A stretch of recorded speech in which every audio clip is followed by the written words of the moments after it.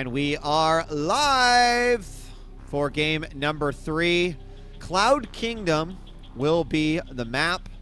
Let's introduce our players here in the southwest corner. As the blue Protoss from TeamPrime, it is Creator. And in the northeast position, not really having much luck today versus this Protoss, but going to give it its all here in what could be the final game for him. It is our Red Zerg Slayers Coca. Yeah, and we've arrived here on Cloud Kingdom. Plays very similarly to Daybreak, but plays a little bit more in Protoss's favor here. It's still, I believe, a Zerg map, but it's closer to fair because we've got this exposed third quite far from the natural, so you can't have a unified defense there.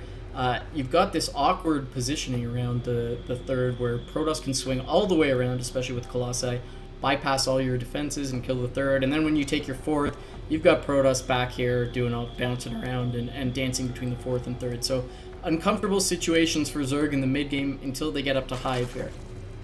All right, and yeah, I mean, the problem is that I don't know that his opponent's really going to let him get to that point. I mean, every single little timing that he's had has certainly been right around that moment where, you know, your Corruptors are out.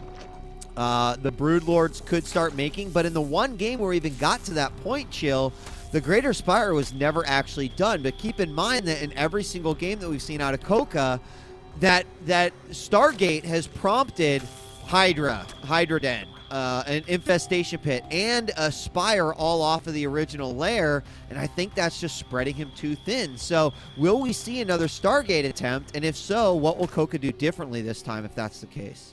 And you know, the interesting thing, I don't know how much Coca prepared for Creator. We can see that in the interviews afterwards, but Creator is not really known for this Stargate play, at least traditionally. He does a Forge Fast Expand into just 4-gate. That's typically how he plays this matchup, so I don't know if that's messing with Coca a little bit. It's definitely messing with me as I've done a little bit of pregame research here.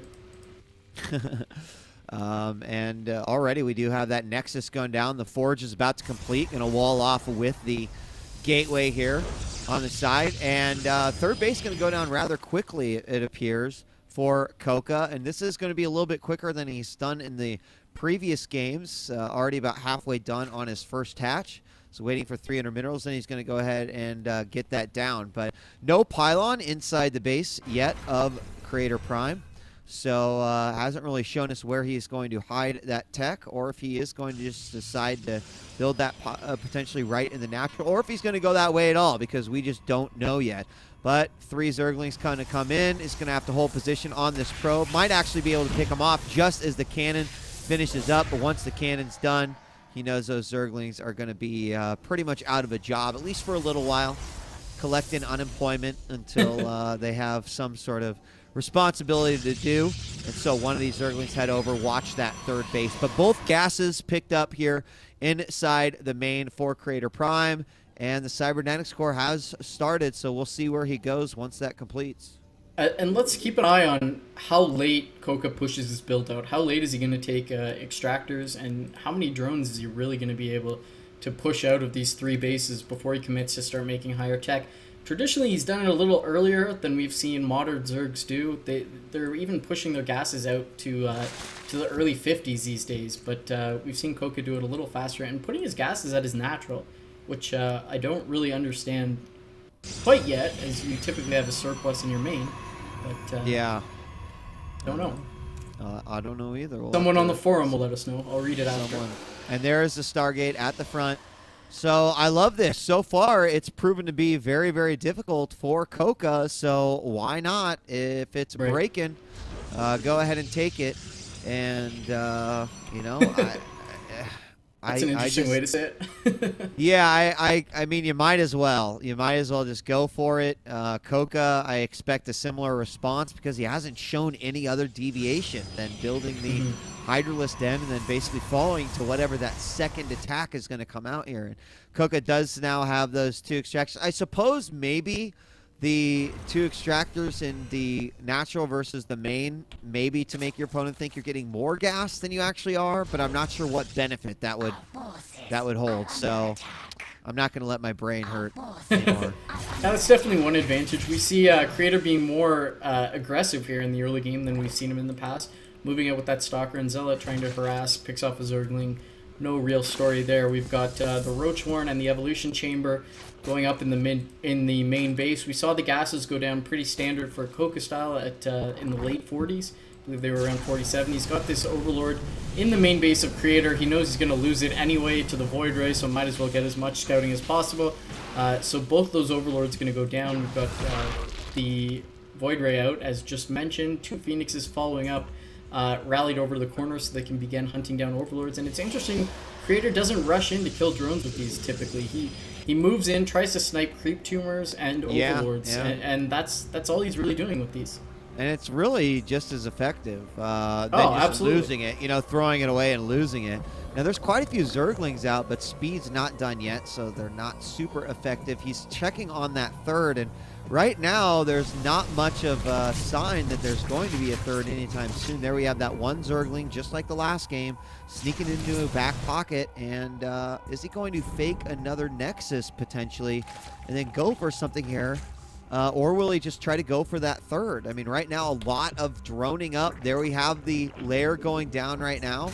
But this time, guess what? No Hydralisk then. Well, I guess the lair's not done, so he can't do that quite yet. But for some reason, he seems a little bit more behind than even he should be if he was just going roaches, I don't know. Yeah, he's got his 4th macro hatchery. He's began +1 on his range attacks. No 2nd evolution chamber thus far. Creator just being annoying with these air units yet again. He found this nice little spot on the high ground by the natural, so he was harassing from up there, and that actually primed Coca to make a second spore crawler at the natural. Now being very aggressive, and he's found the one hole in the defense. Nice. Oh my god. If you look at all the bases, this is the only place where you could possibly do damage, and he's found it. And that's just frustrating. It's literally just a perfect. Now that spore did get up. He's now trying to move another one. He's just going to go after drones, and I think that's smart. And Overlords as well. He's going to have to get out of there eventually, but now he can kind of attack from the front. More or less, though, he's just keeping his opponent busy and making him focus constantly on that. We do have the Hydralisk Den now. And we have the Infestation Pit, so again, the exact same response that we're seeing out of Coca as we saw last time. Third base, though, going up for CreatorPrime. This time it does not look like there is going to be any sort of a cancellation here. But the Colossus is going to be coming out. Blink is going to be done. And, has he even been focusing on his upgrades at +1 air attack, or excuse me, missile attack is coming out, but there's really not much in terms of units here for... There's 7 Zerglings, 4 Hydras, and 76 drones right now. I am loving this build by Creator. Like, look at the infrastructure he needs to take 3 bases. It's next to nothing. He gets a few units out. He's already halfway done getting +2, and he's got an Observer out with a Void Ray killing creep tumors by, like, the 8-minute mark. It's almost absurd and unfair. Getting the Hydras out trying to pick off that Void Ray, but the Void Ray is going to slip away with 8 HP. Not a big deal. It's not going to serve that much of a role in the late game, but Creator's comfortably sitting on 3 bases now, +2 just wrapping up, as I mentioned, and as you mentioned, he's got Colossi out. So, this is kind of like the Zerg builds that we've seen against Protoss, where you just drone up to 60 and then you start making stuff. Well, Creator's found a way to kind of do the equivalent with Protoss. Yeah, and the scary thing about, just having these four Hydralisks out and about on the map, like, that just seems like the worst idea in the world. But, I'm getting nervous watching them. Yeah, 6 Infestors are on their way. The Corruptors now, 7 Corruptors. So he certainly is putting together the force he needs to be able to combat this. I don't think he's going to have any sort of an opportunity with this army that he's currently building up to attack the third. But we'll just have to be patient and see. He'll have a huge surge of unit production very, very shortly, as he does have that macro hatch up, is working on a lot of upgrades. +2 missile attacks is on its way. And look at this far southeast expansion as well to try to take a bit of a lead here. But off this 3 base, I feel like we might see that awkward timing again where he's going to start the hive, it'll finish up, but then he'll be Yeah. too late for any sort of Brood Lords. And right now we don't see Hive started, so he just doesn't have enough still to deal with the ground army and the Colossus at this point. Yeah, I absolutely don't like this fifth base at the bottom right. You know that Creator's going to sit in his main base until 170. 170 is now, and your hatchery hasn't even hatched. So maybe you're thinking ahead, and if you crush this Protoss army, then you'll have a fifth base, and you'll have that much of an advantage. But you really want to put all your minerals into the tech and the army that's going to help you defeat this army that's pushing across now. And I don't know that he's got it. No, definitely not. I mean, not even close. And he just has this sort of like brute force attacking army that, you know, could potentially do a run by or something really sneaky like that, pick off a few units. But as long as Creator controls that sort of middle road before like the center raised portion of the map, he's going to be perfectly fine. And the further he pushes the Zerg up towards his base, the better. There's the blink forward to snipe off a few units. And at this point, I don't think he can even lose one. He's got a nice little force that he's sort of nurturing and building over here at the fourth. But is the battle even going to take place there? Now he's taking those Zerglings around. Is he going to go for a flank? Not a good idea. A run by into the main would be awesome, but he instead decides to go down to the third. I don't know if he's just trying to buy himself some time chill or what. I don't know, but there's two cannons back there in a nice Sim City, so he's not going to buy himself a lot of time, especially with a Colossus coming to help defend. And look like Creator is having none of that. He's just going to push forward yet again. Here come the Infestors running up, trying to do some fungals, and they've got some decent fungals going down on these units. The Corruptor's trying to come in to clean this up, but it looks like the Blink and the +3 yet again on this timing is so strong. Creator blinks forward, and he's sniping off all these units. Spine Crawler's falling. Creator even attacked into the most defended position that he could have, and it worked.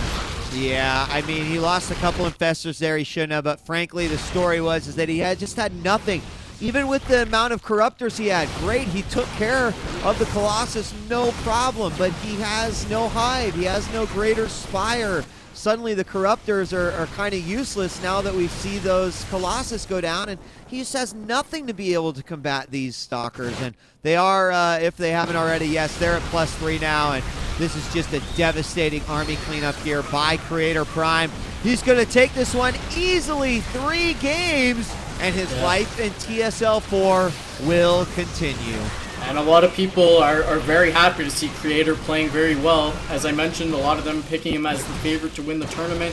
A little bit unknown to people who don't follow StarCraft, but very strong up-and-comer Coca. We're going to say goodbye to him yet again, like we've been saying time and time again. Don't think he lived up to his full potential, but it's difficult to show your potential when you're up against a beast like Creator. Yeah, and there. That poor Infestor ran out to get a fungal. Didn't even get the fungal off. Infestation pit's gone. Infestors are having a rough day today, They are, man. Infestor's not doing good, but it won't matter. This is the last Zerg matchup that we're seeing today. Coming up after this, we've got our highlight match of day number 3, I think, for the round of 16.